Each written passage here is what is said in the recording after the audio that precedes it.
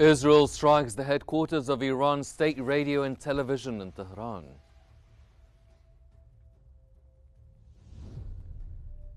U.S. President Donald Trump calls on Iran to immediately seek talks to de-escalate hostilities with Israel.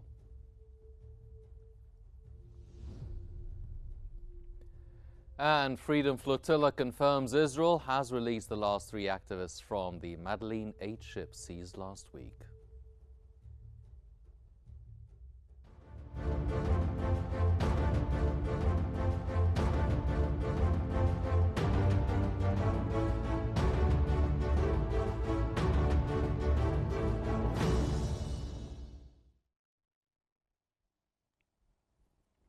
You're watching Q News. I'm Henny Saif, and in the news today, Iran's Fars news agency has reported that Israeli aircraft targeted the headquarters of the state radio and television organization in the Iranian capital, Tehran.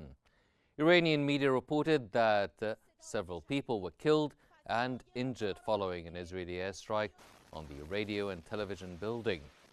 Despite the damage caused by the attack, broadcasting has resumed after a temporary interruption. The incident highlights the escalating tensions and the impact of the conflict on civilian infrastructure.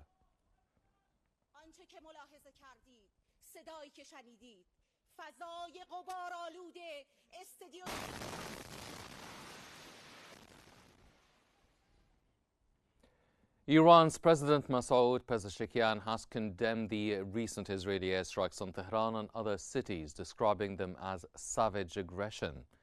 Pezeshkian vowed that Iran would respond decisively and forcefully to defend its territorial integrity. He emphasized that the Republic remains committed to peace and stability in the region and is open to prolonged confidence-building negotiations. However, he warned that any further aggression would be met with a legitimate and powerful response that would make Israel regret its foolish actions.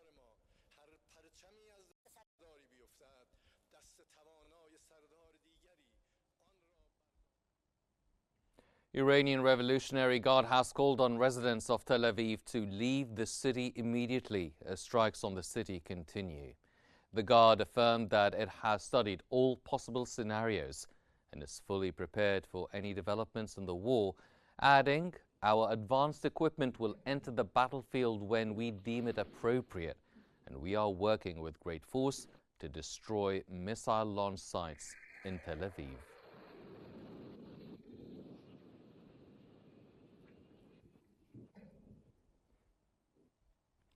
Iran's envoy to the UN nuclear watchdog, Reza Najafi, has demanded the International Atomic Energy Agency strongly condemn recent Israeli attacks on Iranian nuclear sites and accused the United States of prior knowledge and complicity.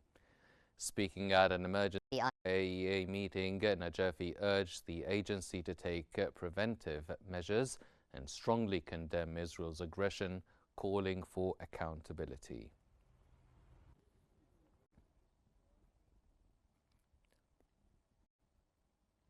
Iran has condemned attack on Farabi Hospital in Kermanshah, calling it a war crime. Iranian Foreign Ministry spokesman Ismail Baqai accused Israel of violating international law, saying the attack on the hospital and residential areas is a grave offense. Iranian media reported damage from an Israeli missile, showing bloodied floors and debris inside the hospital.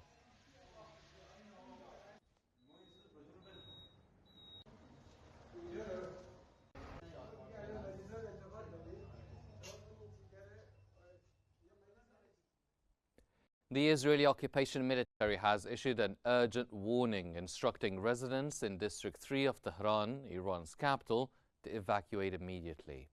The Israeli occupation military announced that it plans to conduct operations targeting military infrastructure in the area in the coming hours. Spokesperson Avichai Adrai posted the warning on social media, attaching a map highlighting the affected zone. He emphasized that remaining in the area poses a serious danger to civilian lives. This alert follows recent strikes across Tehran as tensions escalate between Israel and Iran amid ongoing military confrontations in the region.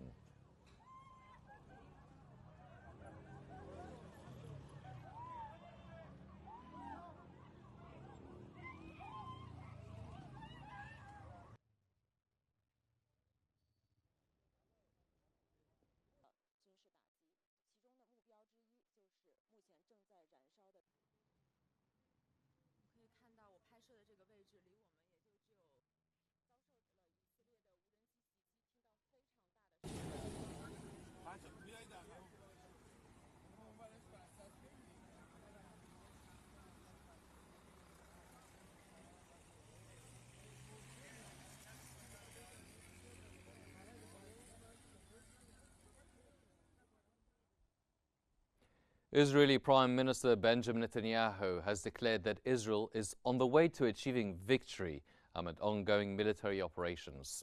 Netanyahu emphasized Israel's dual objectives, eliminating the nuclear threat and the missile threat posed by Iran. He distinguished Israeli strikes as targeted military actions, contrasting them with Iranian attacks, which he claimed deliberately target civilians. Addressing the citizens of Tehran, Netanyahu urged them to evacuate.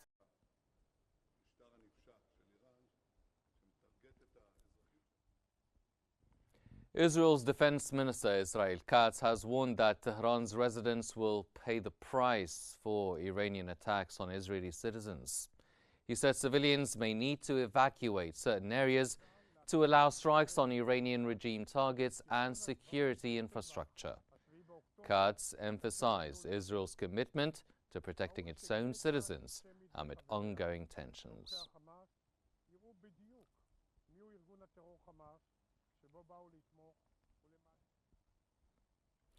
At the G7 summit in Kananaskis, Canada, U.S. President Donald Trump has called on Iran to immediately seek talks to de-escalate hostilities with Israel.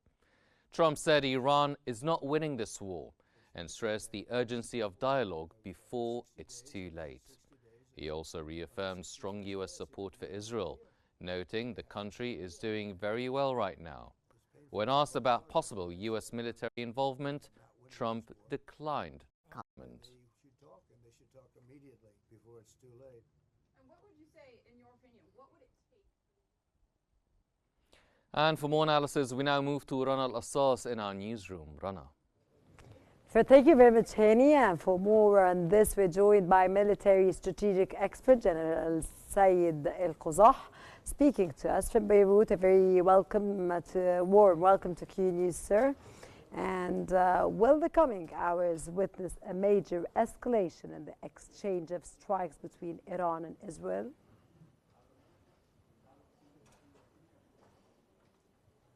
Good evening, Madam Rana, and good evening to you, viewers.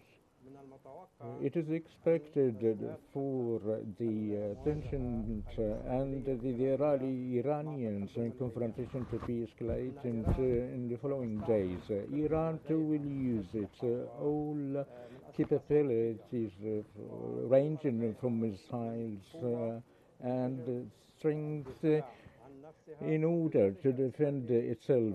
In return, Israel will use its maximum power in order to eliminate the Iranian nuclear programs, along with the missiles program of Iran, and in defending its territories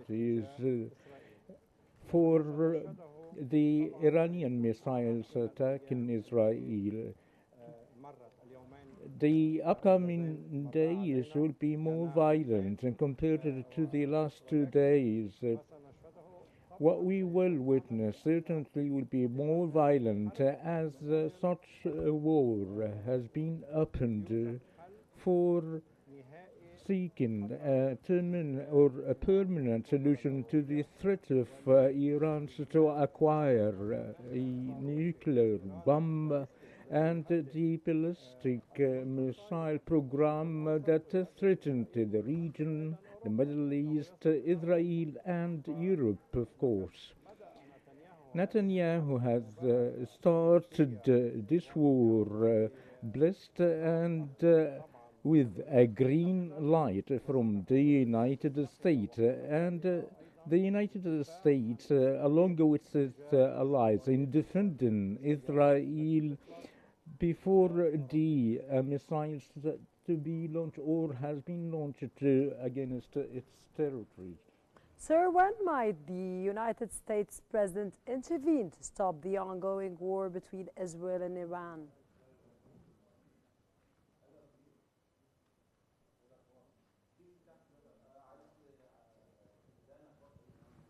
Sir? Dear Ma'am, President Trump is having in his hand the stick and carrot using such an approach. The stick represents the military strikes that are directed throughout the Iranian territories, as we've seen that these strikes struck the west and the south to the north. So, fairly, Israel is launching freely as Iran that has none of the air defensive system. This is the stick that Trump is using and uses also the carrot, and something would be left away of the direct confrontation with Iran in order to be as a mediator between Iran and Israel. And Trump wishes from Iran to have it return to the negotiation table as submitting to all the U.S. dictations of not to acquire nuclear weapons, non-infringement or the enrichment of the uranium, and not to acquire the ballistic missiles. And of course, not to support its arms and processes were established for defending itself. But such Got your point, sir. Sir, why is Netanyahu insisting on fueling tensions in the Middle East at this point specifically?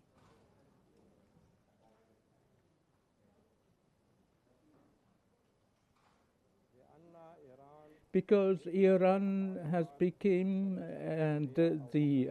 around 3 weeks or a short time in enrichment of 90% to produce 10 nuclear bombs. And because Iran throughout the distance of the period of 6 months to prepare the missiles that are capable to have nuclear warheads, we all know that a state acquired a nuclear bomb without any means of transportation will be useless. So the ballistic missiles that is able to have warheads as reported in the United States and Israel, all known, all details in Iran. So they were aware and been affirmed that such arms will be acquired in a short time. They will not let Iran to acquire a nuclear bomb, which is a red line that wouldn't be allowed to cross. So therefore, Netanyahu struck Iran before Iran right now, as I think if this war prolongs,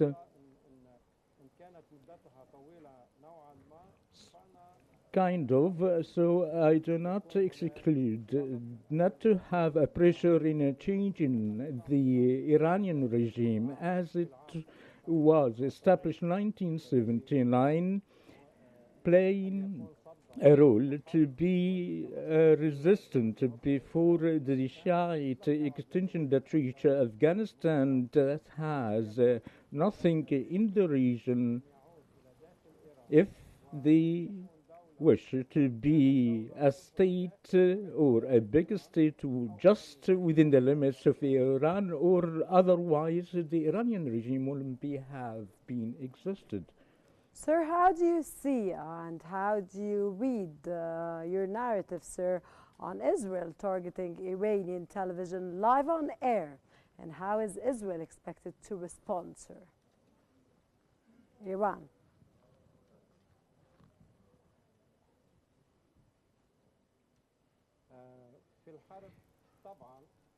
In war, certainly targeting the Iranian television as a civil establishment is a breach of the humanitarian international law. Should be recorded as the law of war.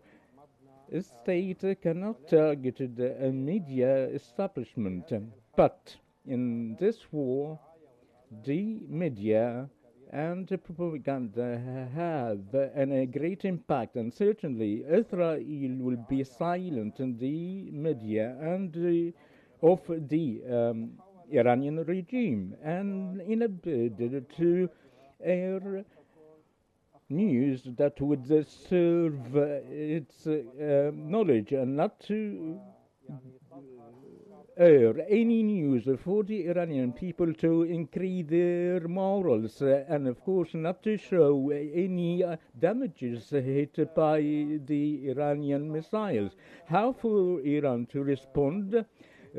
Iran is targeting the heart of Tel Aviv or the heart of Israel, Tel Aviv and Haifa, even if they can, targeting military centers, but they lack the accuracy as striking housing, buildings, and Minister of Defense of Israel, Minister Kant, that Iran will burn if they continue to target civilians. What has been aired by the Israeli media from scenes of devastated neighbors that shows the civilian targets being targeted by Iran, and then of course do not or show the military targets. They also use the media as such images of devastations will pursue the sympathy and support for Israel, as we've seen. Sir, European states. unfortunately, we're out of time, and we hope Israel stops its brutal acts. That was military strategic expert General Sayed Al-Quzah speaking to us from Beirut. Thank you very much, sir, for your insights. And now we go back to Hani Saif in our studios. Hani. Thank you, Rana. The European Union has dismissed Russia's potential role as mediator between Israel and Iran, citing zero credibility. EU spokesman Anwar Al-Anouni pointed to a recent Russia-Iran partnership agreement highlighting deepening cooperation in foreign policy and defense. This statement comes after US President Donald Trump suggested Putin could mediate the conflict, saying Putin is ready and had discussed it with him. The EU insists Russia cannot act as an objective mediator given its close ties to Iran.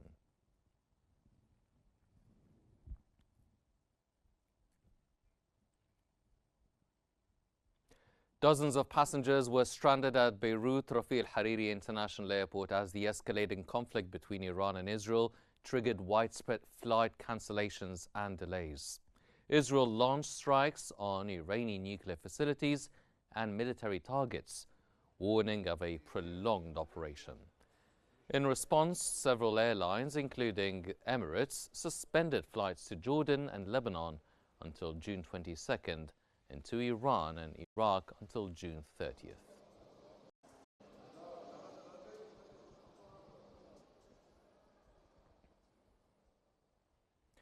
Pakistan has closed all border crossings with Iran indefinitely, affecting 5 districts in Balochistan province.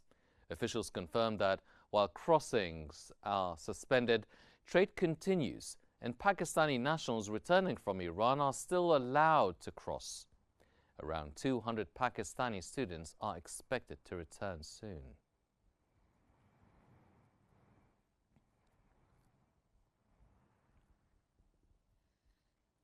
British Foreign Secretary David Lammy stressed the need to maintain stability in Iraq and to prevent any involvement by what he described as armed groups in the ongoing conflict between Israel and Iran. According to a statement issued by the Iraqi Foreign Ministry, Iraqi Foreign Minister Fouad Hussein held talks with his British counterpart David Lammy, during which they discussed the rapidly evolving regional developments and ways to avoid further escalation. And indeed the last government raised it as an issue, and alongside our partners, Canada. Reuters reported that the organizers of the Paris Air Show in Le Bourget shut down the pavilions of 4 major Israeli companies on the opening day of the exhibition. A well-informed source explained that French authorities issued instructions to close the Israeli pavilion, which includes companies such as Rafael, Elbit, and Israel Aerospace Industries.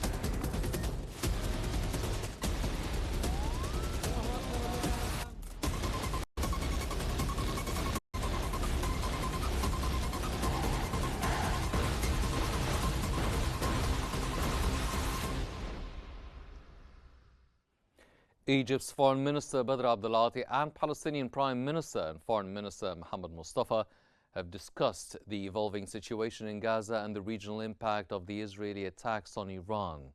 Abdulati highlighted Egypt's ongoing efforts in cooperation with Qatar and the US to resume a ceasefire in Gaza and allow humanitarian aid.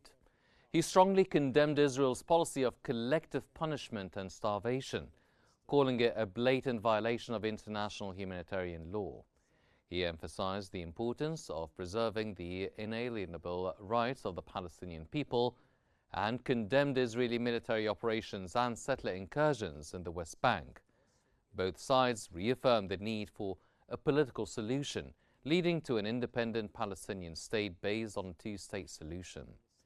The Egyptian minister warned that the escalating conflict between Israel and Iran poses serious threats to regional security and stability.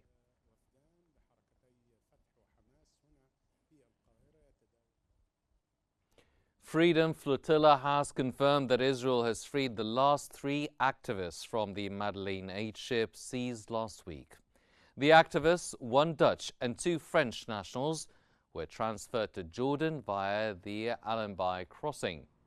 The 12 activists, including Greta Thunberg, were detained while trying to deliver aid to Gaza amid Israel's blockade.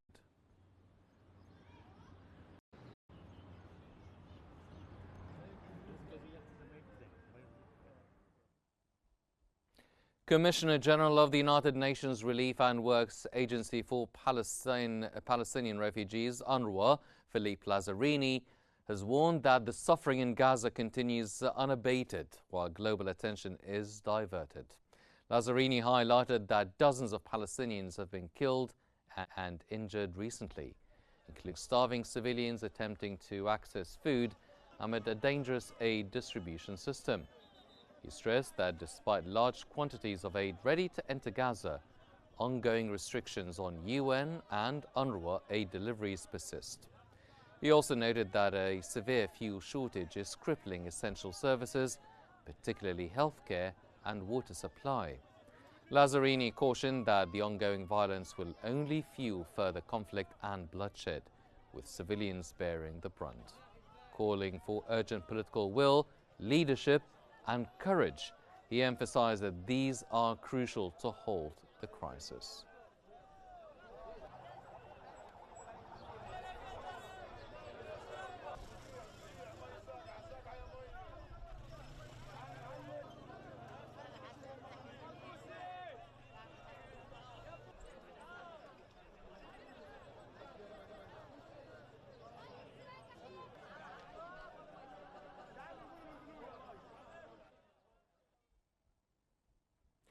Ladies and gentlemen, this just in. Israeli Prime Minister Benjamin Netanyahu said that the assassination of Ali Khamenei will not escalate the war in the region.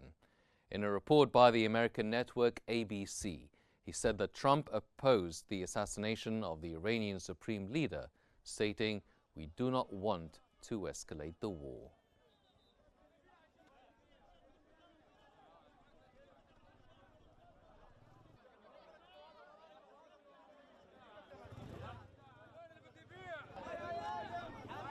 Details, but we've targeted their top nuclear scientists. It's basically Hitler's nuclear team. You know, we got them. We still have work to do on other sites. We have targeted their ballistic missile manufacturing facilities. Understand this. You see these bombs. You saw a single bomb. It's a one-ton bomb, John, dropping on Tel Aviv and other places, causing killing men, women, and children. These are all the news we have for now, but here's a reminder of today's main stories.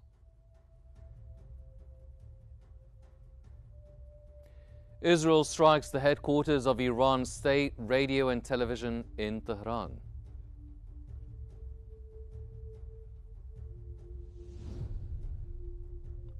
US President Donald Trump calls on Iran to immediately seek talks to de-escalate hostilities with Israel.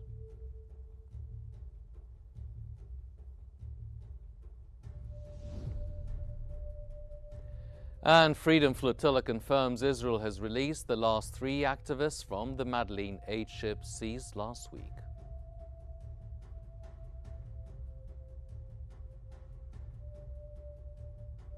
This concludes our news bulletin for now, but please don't forget to follow Qnews on YouTube, Facebook, X, Instagram and TikTok at Qnews EGY to stay informed. I'm Hani Saif. Thank you for watching and stay tuned for more updates coming here on Qnews.